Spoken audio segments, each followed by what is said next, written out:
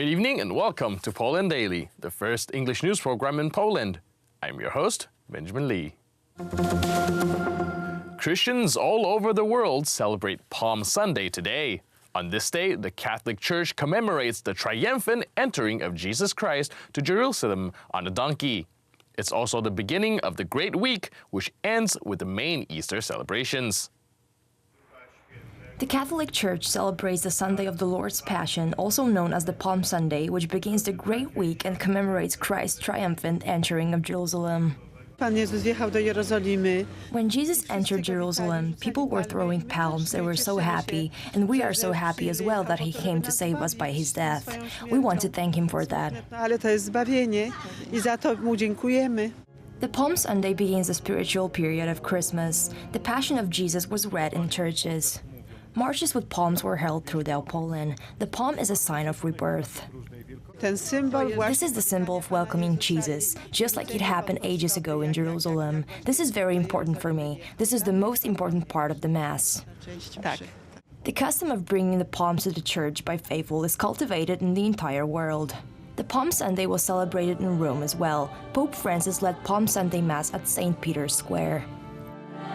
The Prime Minister of Poland, Mateusz Morawiecki, is going to participate in the worldwide premiere of the movie Poland, The Royal Tour, held in Los Angeles.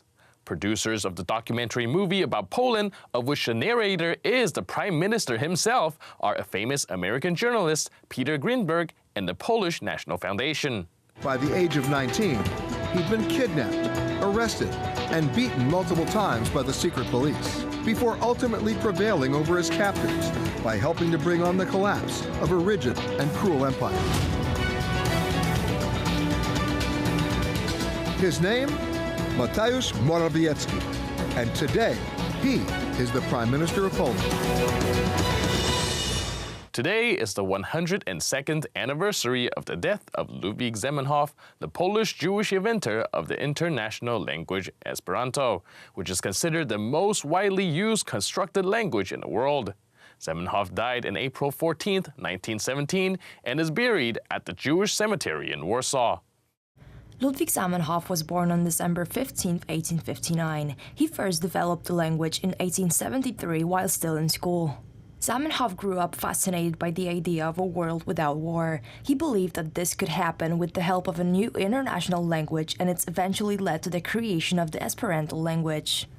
Esperanto is considered the most widely used constructed language in the world, with up to 2 million users able to speak basic Esperanto. In light of his achievements and his support of intercultural dialogue, Zamenhof was nominated for the Nobel Peace Prize and selected as one of the eminent personalities of 2017 by UNESCO on the 100th anniversary of his death. Finland will elect a new government as a nation of 5 million inhabitants will go to the polls today. According to the opinion polls, the opposition is likely to win the election, with the Social Democrats becoming the largest party with around 19% of the votes. The anti-mass immigration party, the True Finns, just behind them, supported by around 16.5% of voters due to a surge in support following a number of recent high-profile immigrant rape gang scandals.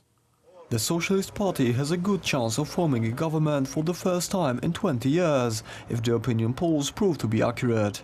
The Party of True Finns could, however, surprise and come in first place after a strong finish in electoral campaign.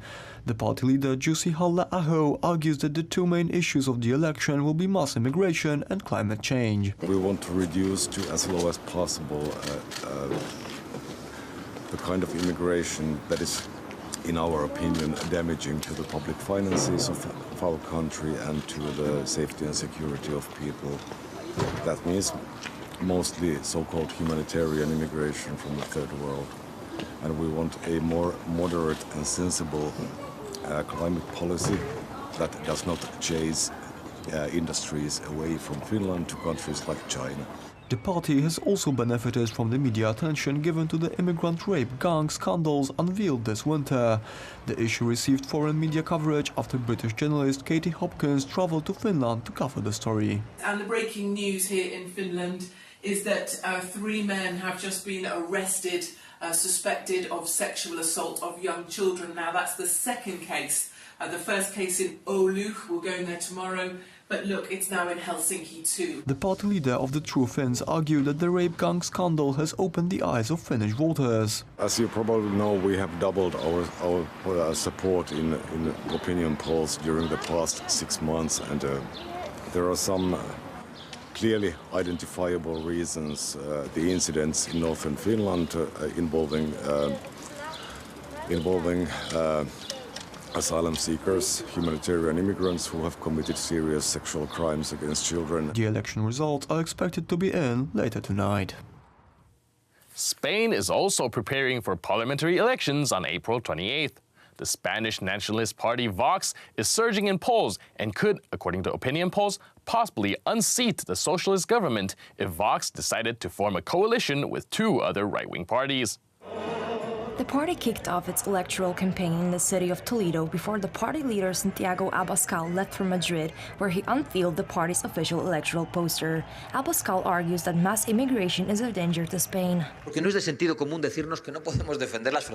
is not common sense to say that we can't defend our borders. No, because they want to come. Migrants, now they call them migrants, and they talk about migrating freedom. It is common sense to say that Spain is our home, with walls that are our frontier, and we open the doors of our home to whoever we want. And when someone knocks on our door, we ask them what they want, what they are going to do, what they are going to give us, and what they have in mind.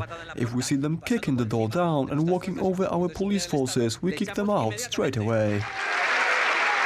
Support for the party surged in late 2018 because of the secessionist crisis in Catalonia and the massive increase in African migrants arriving to Spain. Party leader Abascal has also campaigned hard on issues relating to law and justice. What we are defending is completely normal. It is common sense to defend our private property from politicians who steal with taxes, from squatters who would be kicked out straight away without a court process, and from anyone breaking in, thief, killer, who enters the house without the right to enter. Spain is the last large country in the EU which until now hasn't had a right-wing populist party in its parliament. It is widely expected that this will change on election night. That's it for today. See you next time on Poland Daily. But stay tuned for the Poland Daily Weather Report, followed by the Poland Daily Business section.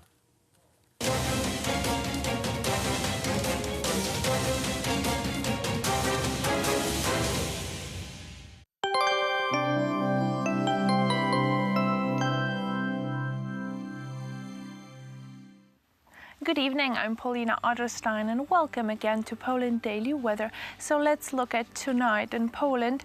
We will see that the temperatures will vary from 0 degrees in Białystok, Olsztyn, up to 5 degrees in Bydgoszcz, Poznań, Zielona Góra, and there will be some showers expected in the area of Wrocław, also in Poznań, clear skies in Krakow and Katowice, and Warsaw will be seeing 3 degrees Celsius tonight. And now let's check what will happen tomorrow. So tomorrow, as we can see, nice and sunny and also a bit warmer. In some places, the minimum temperature will be 7 degrees in Białystok, up to 11 degrees, again, like yesterday, Krakow, Wrocław, Poznań and Zielona Góra will see 11 degrees. 10 degrees in Szczecin and Bydgoszcz, and very sunny in those places. Warsaw will see 9 degrees Celsius. And now let's check the forecast for the upcoming 3 days. So Tuesday will still be a bit cooler, up to 13 degrees in the northeast, the minimum of 7 in the southeast with showers as well. But Wednesday and Thursday are looking much more promising, up to 16 degrees in central Poland as well as in the northwest on Wednesday. And on Thursday up to 17 degrees in the western parts, 18 degrees in central Poland with a lot of sun as well. This is all for tonight. Thank you.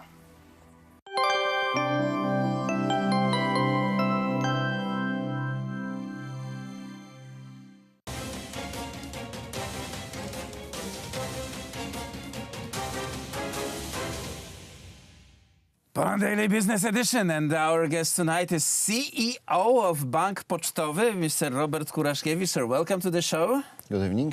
Polish economy is developing fast, unlike other countries in Europe. Why is that, in your opinion? Because, why is that? We are the country which is developing all years since 1993, I believe. So this is a very interesting example that is possible to attain the good level of development, and specifically that this is possible and attainable for such a long time. That's one point. I think that this is a mix of reasons. Mostly, I believe all the time that in relation to economic development, the most important thing is human resources. So I think that we have very good human resources in Poland. I mean that people want to develop, want to make a progress in their standard of living and development of their businesses. So this is the most important thing, I believe. This kind of innovative human resources, I believe that this is our real competitive advantage in relation to other European countries, because our development is not based on very huge international investment, for example, but it's based on large numbers of small businesses, and that people want to work on their own. And you know what you are talking about, because your bank has thousands of posts all over the country. Definitely, we have talking specifically, we have 4,500 post outlets of our banks through the post offices in Poland. Right, and each of the post office worker has to be trained by you and your team in order to be able to process the banking services that are accessible at the post office. Yeah, definitely, and it's that's a challenge. That's a challenge, and on the one hand, and on the other hand, this is our competitive advantage, and we are a unique bank which can service people through such a network. So that's we see it as a challenge also, but also as a competitive advantage, and we base our strategy on it. Normally we think about post as something old-fashioned, with moving parcels, letters, and so on. Yet your company is in the spearhead of this digital revolution and e-commerce delivery. And it's very interesting with the post, because the post has a long history. This is the institution which works in Poland for 460 years. It was this anniversary this year, but it shows you that. Every time requires a new attitude, and new services. And right now, maybe this progress is very fast, and this is the only unique situation. Then, thanks to technology, this progress is very fast. And post office is looking for new sources of revenues, because this, let's say, letter service is going down and down every year, and but because the post office is present in every corner of the country, it's looking also for the new sources of revenues and servicing the old customers to the new ways, and this kind of banking services is this example. We observe this trend for years, that people are ordering more and more things online and buying the stuff from the smallest to the biggest things. And this is a huge opportunity for a company like yours. Yeah, definitely. And I think that we are going this way. So this number of parcels, the volume of e-commerce will increase every year for the next 10 years, 20 years, and so on. And it's not only the way of doing business, but it's changing social life. So it's deeper than the new service only. In which way it is changing the social life? That the people are more and more buying through internet. So they don't go to the shop, but simply sitting on their chair and opening the laptop, or not on the laptop, but on the mobile phone. Now, everything will be possible to do through the mobile phone in the near future. So we want to be part of this process, not only to be ready for this, but part of this process. And we offer our customers, for example, this mobile platform of Envelo Bank, and through this platform, the customer can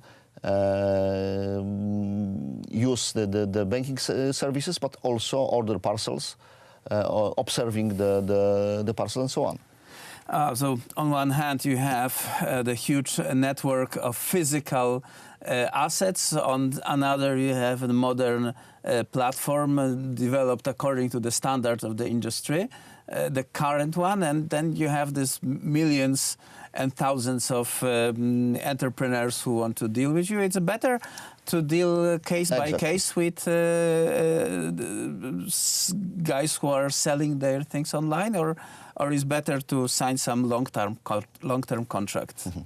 But first of all, in the description of the situation, you are very right. So that's the good point. Answering to your questions, it depends, because the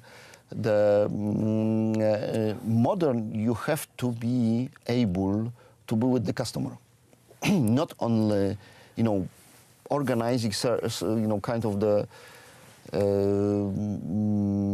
regular service for him, but be with the customer.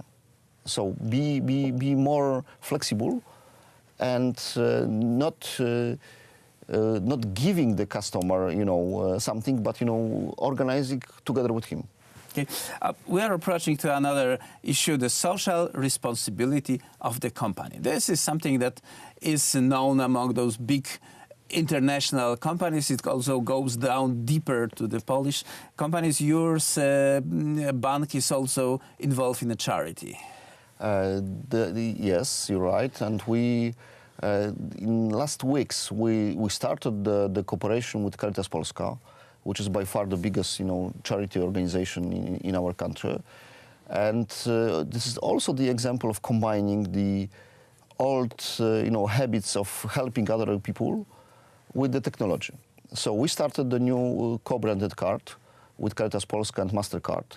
And customer who is the customer of our bank, is using this card, can give the donation to charity through daily living. Let's seamless say. Delivery of the hearts. It's a very small part of price which customer is paying in the shops goes toward the charity, toward the Caritas Polska, and we are proud of it that Caritas Polska is, has chosen us to cooperate with us, and we are observing this, and we are very convinced that this is the very successful idea, servicing people with banking services, and that with daily habits, the people can donate very small part of their money toward the charity. And those money grow to the big number, hopefully. Robert Kuraszkiewicz, CEO of Bank Pocztowy, was our guest, sir. Thank you for this. Thank you participating in this show. And that was it for tonight's Poland Daily Business.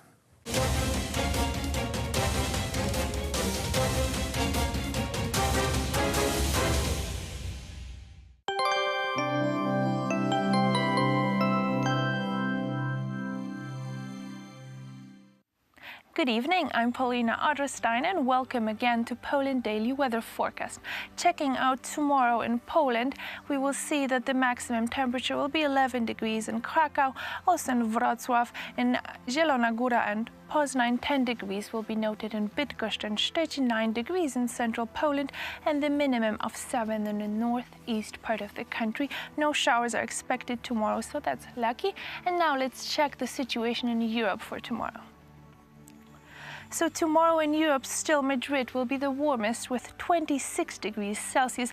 Only 18 will be seen in Lisbon with showers as well. 10 degrees in Dublin, 14 in London and 16 in Paris, 13 degrees in Brno, Switzerland. And a bit warmer also in Stockholm, Sweden, up to 11, 13 degrees in Oslo. And this is all for tonight. Thank you and see you soon.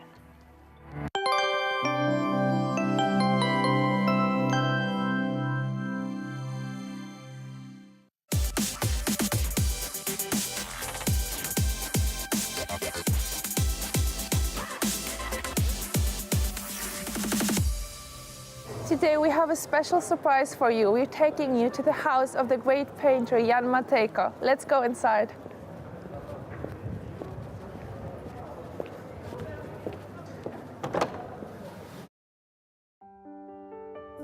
The National Museum in Krakow was established by a resolution of the Krakow City Council on October 7, 1879, as the first national museum institution at a time when the Polish people were deprived of their own statehood and country, which had been appropriated by the partitioning powers of Austria, Russia, and Germany. Until the end of World War I, it was the only such large museum accessible to the public in the Polish lands, and to this day remains the institution with the largest numbers of collections, buildings, and permanent exhibitions.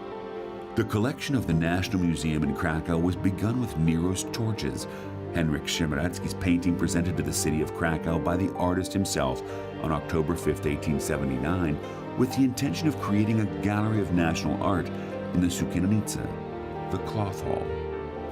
The following day, October 6, 1879, 39 artists attending the celebration of Józef Ignacy Kraszewski's 50 years of work as an author gathered in Konrad Wenzel's townhouse at the main market square and promised donations of their works to form the initial collection of the newly formed museum. The artist's example was soon emulated by private individuals who began to send donations to the museum in the Sukiennica. Welcome to Poland Daily Culture. Today we're taking you to Krakow, to the house of Jan Matejko, a great Polish painter. Today my guest is Mrs. Marta Kłak-Ambroszkiewicz, the curator of the exhibition here and of the museum. Hello and welcome. How did his life and his family have an impact on how he created, on his art? I know that his wife also was a model in his paintings and his daughter as well, I think, Helena. Jan Matejko z powodu misji zastanawia się jeszcze krótko przed swoim ślubem, czy... Shortly before his marriage, Jan Matejko had to really think of his life's mission, which allowed him to start a family, since he had to illustrate Polish history and make use of his talent. In 1864, he married Teodora Giełbutowska. Shortly after marriage, the pair moved into an apartment of a building which does not exist anymore, on Krupnicza Street. That was where Matejko had his artistic workshop and where 4 of their children were born. Once the family had outgrown this apartment, the couple decided to buy a bigger house somewhere else in Krakow. A couple of transactions fell through. It was 1871, and Matejkos decided to buy out the house we are now situated in, the house he was born in, from Jan Matejko's numerous siblings. After the transaction was finalized, they decided to renovate the house, which included the establishment of a home workshop, as well as the incredible facade of the house, with Matejko's crest on it. This is where the couple and their 4 children moved in. This is also where his youngest daughter, Renata, was born and died within 3 weeks. Matejko's wife went on to be the subject of his numerous paintings. She was first and foremost the historic Bona Sforza in the Prussian home age. She would star in many of his paintings.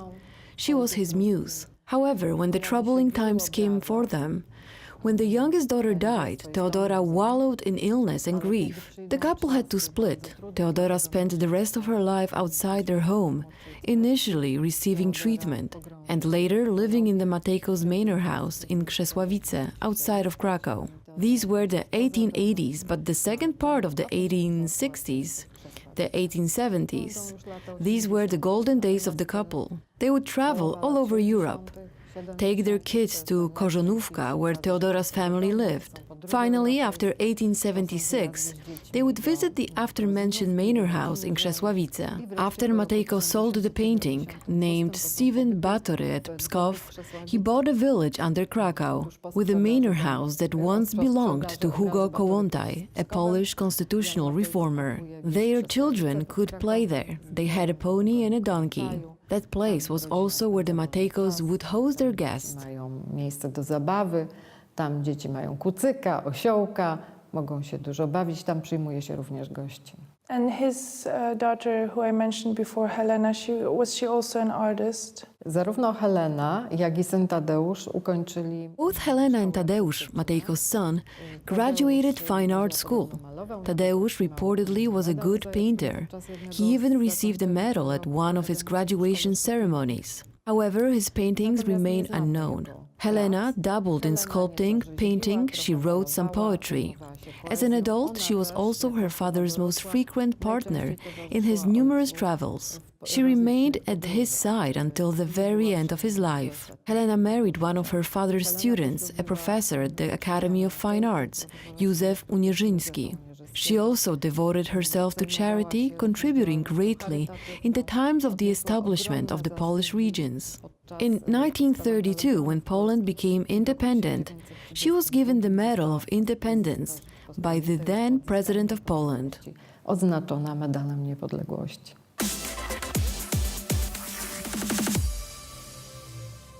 Just how strong the need to create such an institution was is exemplified by the fact that soon after the opening of the first museum exhibition in September 1883, the volume of donations grew exponentially. Not only single objects, but whole collections were donated. From the outset, the museum gathered works by contemporary and historic Polish artists from wherever they had lived or worked. The items collected included national mementos and objects connected with individuals recognized for their services to the country or otherwise relevant to national history and culture, including art prints, manuscripts, old prints, numismatics, decorative art objects, and militaria. As far as possible, examples of foreign art, including Far Eastern art, were collected as well. The turn of the 20th century coincided with a change of director at the National Museum, following the unexpected death of Professor Władysław Uszczkiewicz on May 23, 1900. The committee of the National Museum announced a competition which selected Dr. Felix Kopera, until then the director of Count Emeryk Hutenczapski's museum in Krakow, and his appointment followed on April 25, 1901. In the same period, the museum doubled its floor space after the Friends of the Art Society vacated the other wing of the Sukiennica. Following renovation work, an entirely new, considerably larger modern exhibit was arranged, which, in addition to showing artworks chronologically and thematically, also included archaeological and ethnographic objects. The collecting of the latter was discontinued soon thereafter due to shortage of space, and in light of the rise of institutions specializing in these areas.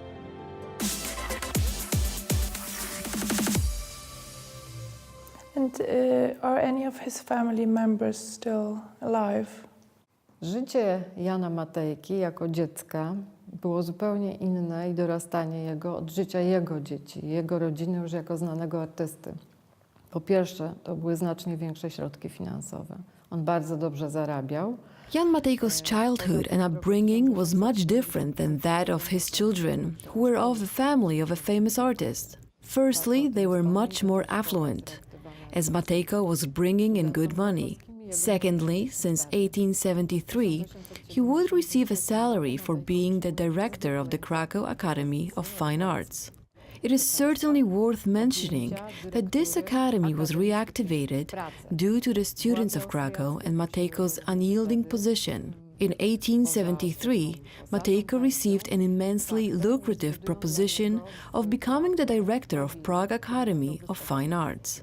On top of a great salary, the Austrian authorities tried to persuade him to take this position by offering him a pavilion where all his work of art would be displayed.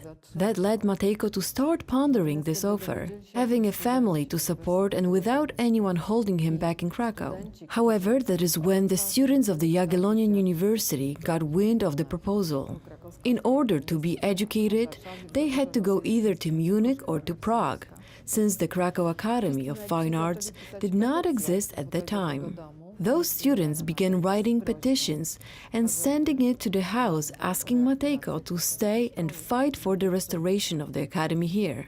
Jan Matejko wrote a letter to the citizens of Prague in which he famously said, "He had a kindship when the Czech people, however Poland deserves his love." And so under the Austrian authorities, the Krakow Academy of Fine Arts was reopened, with Matejko being the head of the institution for 20 years.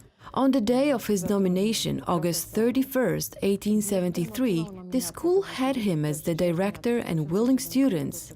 The school lacked professors and finances. Matejko took it upon himself to kickstart the endeavor. By October, the academy was operating. The building, which now bears Jan Matejko's name, was built. The construction was partially built thanks to Matejko's personal funds. He was the head of historical painting class, in which he brought up 102 students, some of whom became famous Polish painters.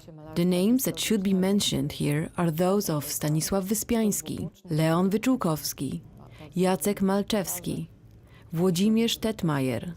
The list could go on and on. The only thing that Matejko did not manage to achieve during his life in terms of the school was to secure the status of an academy for it. The Austrian authorities were not in favor of the idea, which only materialized in 1904, when Austrian policy towards us, their subordinates, began to weaken. Austriaków wobec podwładnych w Galicji. Za Juliana Fałata szkoła otrzymała status akademii.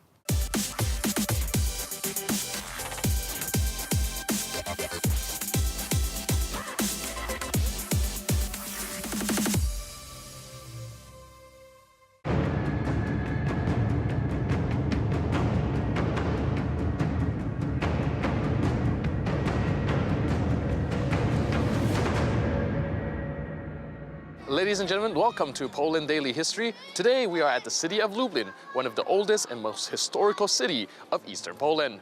We'll be going to the Catholic University of Lublin to talk to a professor, a Polish Canadian, who wrote the first history book in English about Lublin. Lublin is actually the city that hosted one of the most historical events in Polish history, known as the Union of Lublin, 450 years ago exactly, right here in Lublin. Yes. And I was wondering if you can go a little bit into the details of what this union meant for the city and for Poland as a whole. Well, the Union of Lublin, as you said, 450 years ago, created the Polish-Lithuanian Commonwealth. Formally created the Polish-Lithuanian Commonwealth. As I mentioned earlier, in the earlier episode,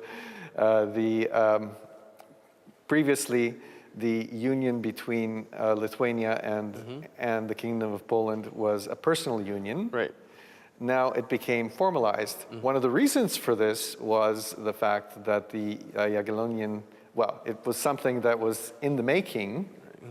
But the Jagiellonian dynasty was dying out, shall we say. Right. The last Jagiellonian king did not have a male heir. And well, Lublin was an important, so he needed to hold a Sejm. A Sejm between Lublin, between the Kingdom of Poland and Lithuania. Now, it had been agreed upon that that each kingdom or duchy would have its own Sejm. Sure. But if there were any matters that they had to deal with, that either there would be a Sejm either in the town of Parczew or in Lublin. Towards the end of the second half of the 16th century, when the Union of Lublin took place, Parczew was downhill. So there had been these Polish-Lithuanian Sejms earlier in Parczew, but no more. So Lublin had prospered. It had even the castle had been modernized. It had gained a Renaissance architecture. Now, of course, the chapel, of course, remained the chapel. Yeah, the chapel's still there. But it was a kind of a very appropriate place for such a momentous event, and so of course, and it could host all the nobility and so on, the members of the Sejm, that those entitled to participate in the Sejm that would come to the city. It was over 10,000 people at the time, and not to mention a number of international diplomatic sort of envoys from different countries, from Madrid to Moscow practically, because the Polish-Lithuanian Commonwealth was a fairly a regional power, but and so the same took a number of months. At some points, the Lithuanians were upset. And this affected the Kingdom of Poland to the extent that the king took away some of the Ruthenian lands from the Lithuanians, and it became part of the kingdom, incorporated in the Kingdom of Poland. But at any rate, it was successful. Let's say successful, except for one of the future problems connected with that union was that it would have been better to, at least some historians claim it would have been better for them to have included the Ruthenian nobility as representing Ruthenia, as later on that became a problem, right? Of course, at one point, and so they were disaffected, right, because they didn't have the same status as Poland, as the Kingdom of Poland and Lithuania. Right. Lublin was the city in which Polish and Lithuanian nobles agreed to form a federal union between the two countries in the year of 1569. The king signed the act in Lublin Castle on July 4th. The Union of Lublin formed one of the largest and most powerful states in Europe, consisting of around a dozen nations. In an effort to ease tensions and further religious tolerance in this new massive state, the Polish-Lithuanian Commonwealth adopted the Warsaw Confederation in 1573. So the Union of Lublin essentially created this vast state that incorporates the whole Poland and Lithuania. I would imagine the conflict between religions, let's say, or different culture becoming an issue, and hence the signing of the Warsaw Confederation. I was wondering if you can elaborate a little bit about what that is and how that helped with the union. Well, yes, the Warsaw Confederation was shortly after the last Jagiellonian king died, because then you had to elect monarchs. Right. And this was in the hands of the nobility from both parts of the kingdom, shall we say, of the Commonwealth, as it's known. And so they were worried that a king from outside wouldn't. So actually, there was a good degree of religious tolerance among the last Jagiellonians, right? But the nobility were worried that a new king might not understand the situation. Understandable. So and so they came up with this declaration that of toleration of all the Christian denominations. So that at that time, that of course meant the Western Catholics, the Latin Catholics. You even had the Uniate Catholics at more or less at that time. You had the Orthodox, and you had the Protestants, because the Reformation also took hold in the Kingdom of Poland. In Prussia, that was also part of the Polish-Lithuanian Commonwealth. It took strong roots in Prussia. And it even, an interesting sort of detail connected with this is that at that point, since the Union of Lublin was such an important event, there was even a faction that felt that Lublin might be the new capital. Yeah. But a stronger faction, a more Catholic faction, shall we say, chose Warsaw. Almost. Because of the Protestants in Lublin. The Protestants in Lublin, they weren't that numerous, but you had a small group of Arians who were non-Trinitarians. Okay. And non-Trinitarians were anathema even for the major Reformation sort of branches of Christianity at the time. I think that might have been one of the reasons why Warsaw, not to mention, that might have been one of the reasons for that Lublin being passed over.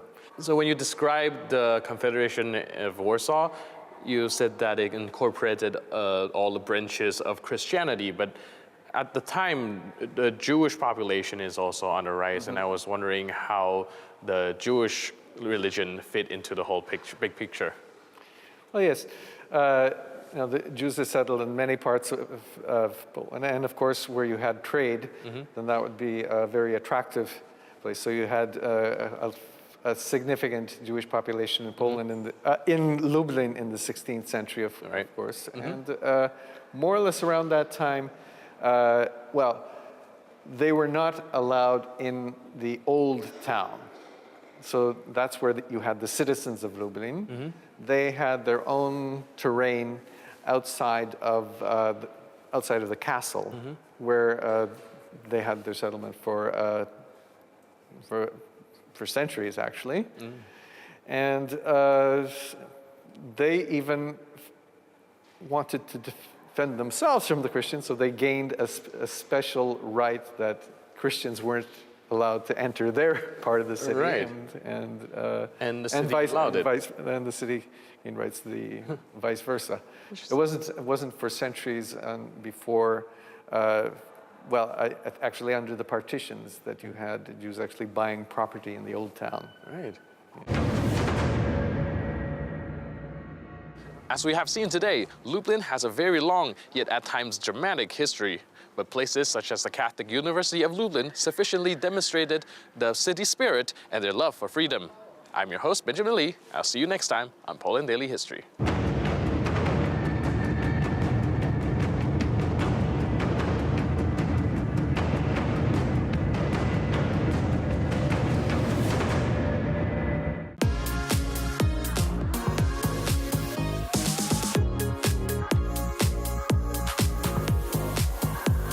Hello and welcome to Poland Daily. We're on an excursion to the city of Łódź.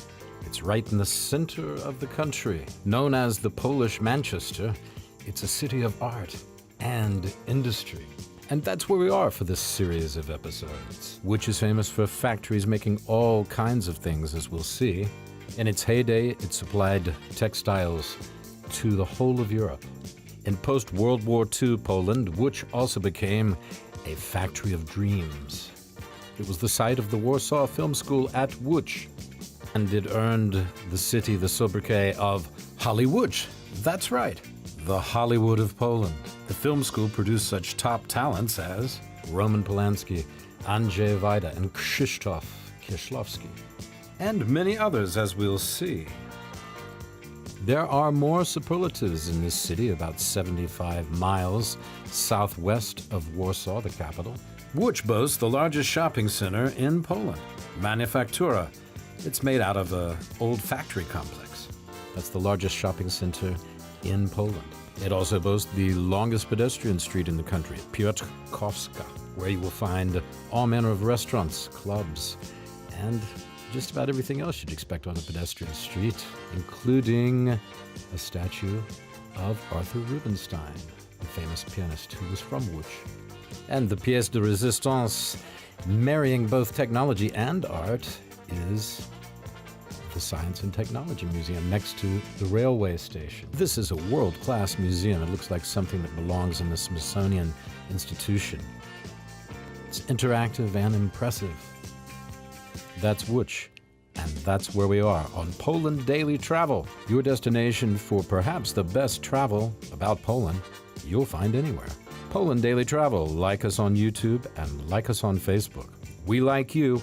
Watch us now. Where are we?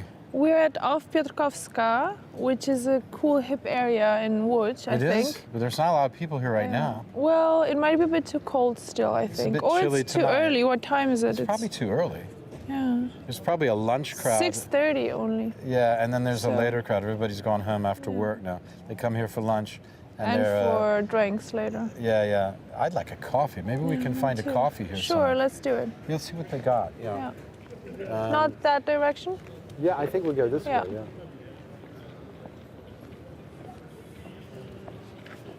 Come on and follow us down here, and we'll see if we can talk to somebody and find a coffee. It'd be good. It's a bit chilly.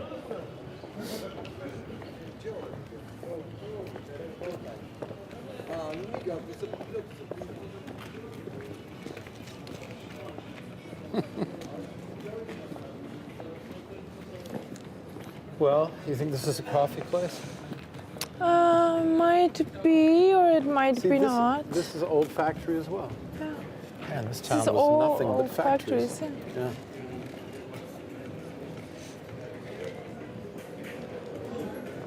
I don't know. You don't think they have coffee? No, it looks like a bar to me. I can go and ask. Do you want me to ask? Yeah, let's go. Let's go see if they got coffee. Oh, look. I recognize that view. Who?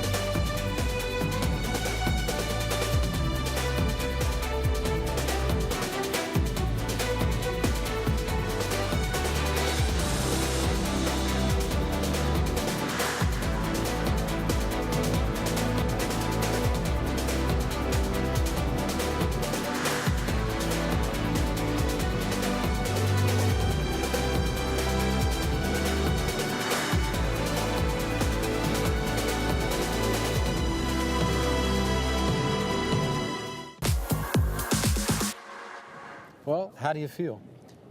Exhausted, and you? You're exhausted. I'm pretty tired. So exhausted. I don't know whether it's the. What have we done today? We've done. We walked and we walked and we walked, and you know how long Piotrowska It's easy for you to say. Piotrkowska is? Piotrkowska? Piotrkowska Street. What? How long it is? Do you know? Piotrowska. It is, right? Piotrowska. I don't know why my voice did that. I'm saying it wrong. It's Piotrowska. Piotrowska. No, Piotrkowska. Piotrowska. Piotrkowska. Piotrkowska? Really? I think so. We're not even sure. We're so tired. We're not even sure what the name of the street is. But it's easy enough to find out. It is the longest street, and we know because we've walked its entire length today. It doesn't make us heroes, but we've also done a lot of other walking. We've been to Manufactura. We've been, and there we were talking to Thomas. And then we went to the museum, to the technology and the hotel museum. before that. We went to see the hotel, and we went to the technology museum, and that was really an amazing thing. That you could spend 2 days there, I think, and still not get the. I mean, it's just like I'm not exaggerating. To me, it reminds me the atmosphere, and that museum reminds me of the Smithsonian Museum in Washington, which I go to a lot. It's just extremely professional, very interactive, actually better than most of the Smithsonian because of the interactive stuff. And our tour there was really nice with Pavel Barczynski, the physicist, Dr. Barczynski. So we've had a big day. Listen, there's a lot you can do in Łódź. Oh, we forgot about the film school. Yeah, my we goodness. went there in the beginning today. Yeah, the film school. That's how long a day it's been. Yeah. It's been amazing. There's a lot you can do in Łódź.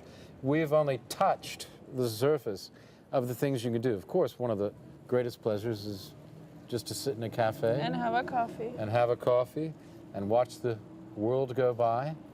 My God, we've been in communion with a lot of very interesting figures today, haven't we? Yeah. of the past and of the present. At any rate, it's Poland Daily from a bench on Piotrowska Street. Piotrowska Street in Łódź, beautiful Łódź. Come to Łódź, you're going to enjoy it. And boy, not going to regret it. You're not going to regret it. No, exactly what she said. And and the weather is just turning. It's going to be perfect soon. Okay, so that's goodbye from me, and say goodbye. Bye, see you. Okay, see you next time. Poland Daily Travel. Thanks for watching.